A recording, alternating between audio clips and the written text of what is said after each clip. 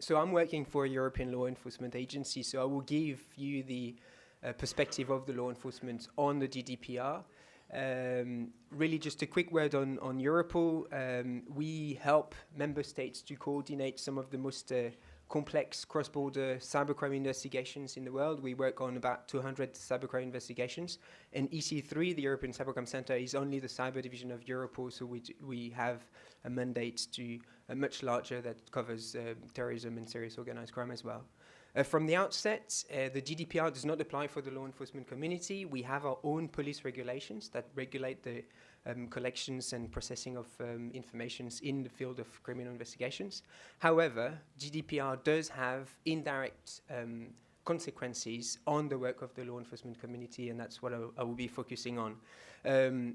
Just as a quick joke, I think one of the first positive impact of GDPR is that it has made Euron a global superstar, and also ICANN is now very well known in the world. Who is one of the most Googled terms on the internet. So I think that's really one of the most positive, maybe not the most positive impact of GDPR, but it's one of its impact. I really think that is a positive outcome, yeah. Absolutely.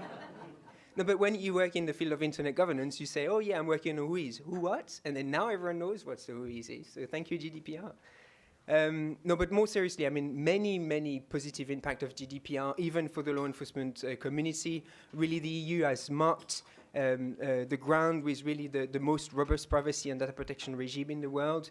Many different positive aspects. Of course, the fact that all the data protection approaches in the member states are now coordinating and unified, strengthen the right of individual to control their data in our digital environment. This is absolutely essential.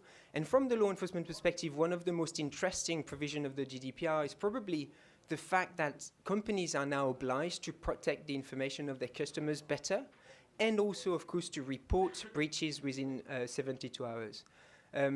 That is essential for the law enforcement community and the cybersecurity community, I think, because we believe that there will be a virtuous circle. If you reduce the number of breaches, then of course you reduce the ability of criminals to use the stolen informations. You give more chance to law enforcement to attribute crime as well. You jump in straight away and you don't wait for 1 year to start your investigations.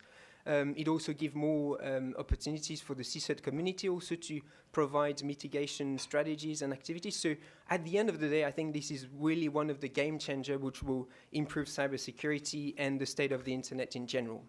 But there are also unintended consequences, as Euron and Mr. Kouroumbashev has mentioned. One of those is the reporting obligations. If it's not implemented properly and smartly, it could be that if you're a small company, you get a hack and then you get in contact with the person that has had access to your sensitive information.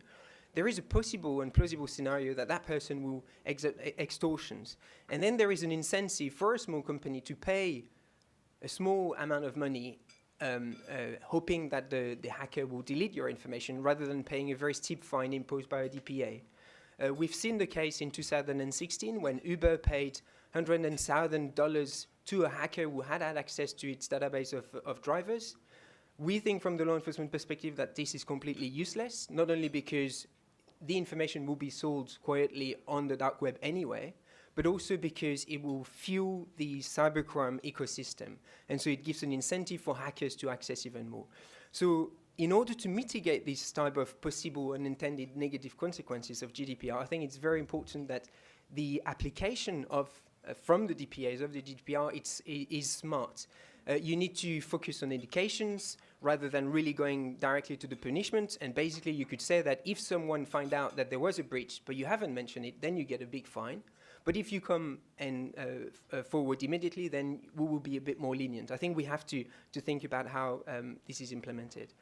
And the second negative impact or unintended consequences I wanted to talk about, of course, Euron has explained the WHOIS problems we have, and this is absolutely essential for us.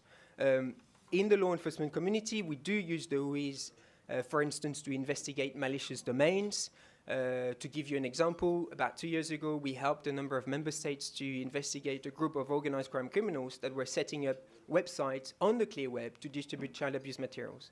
So they were the website, the URL of the website were very similar. And one of the only way we could identify who was behind by using WHOIS information, I'm not saying that, of course, the criminals have put their information in the WHOIS. However, there were indicators that were legitimate, in particular a few email addresses, that we could cross-check against DNS informations, and that led us to attribute the crime and potentially to prosecute those criminals. Because, of course, you can always take down the website, but it doesn't really help because they will come up with new ones.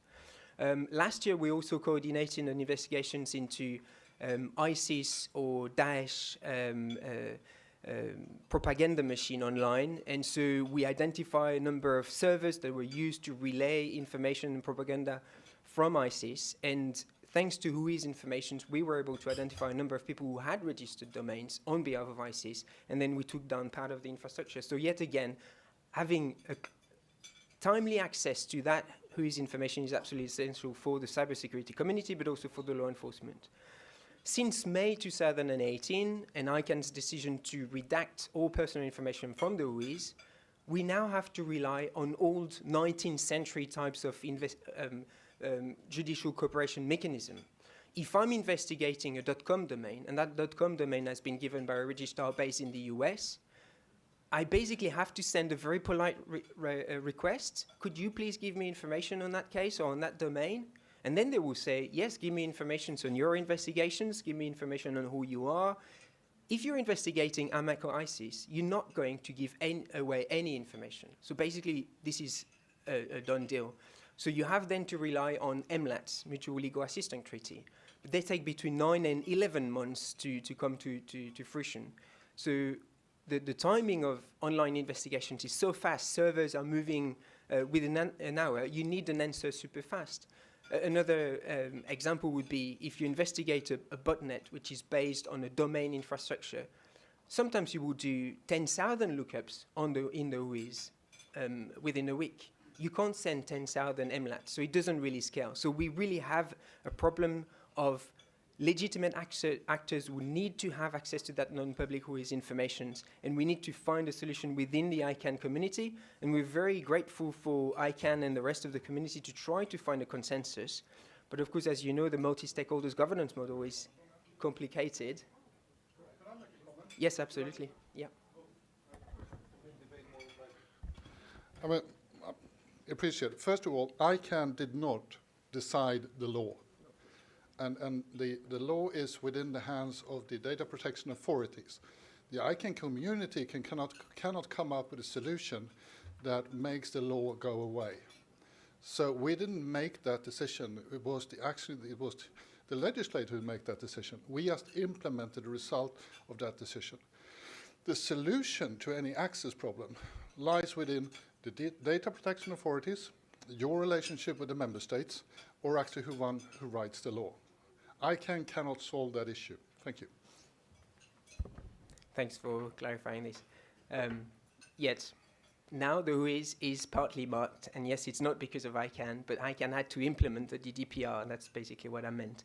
So anyway, just as a conclusion, I think it's very important to look into, in order to assess the impact of GDPR on the development of the internet and on these type of issues, I think it's really important to look into how the GDPR is being implemented. We need to be smart, we need to be flexible. There has been unintended consequences. I think we shouldn't take a very rigid ideological approach to data protection is king and we can't deviate, and GDPR, yes, there might be unintended consequences, and therefore we need to be very flexible and come up with sometimes compromises with DPAs and various policymakers in order to make it work. But overall, absolutely positive with a few glitches and unintended consequences. Thank you for your attention.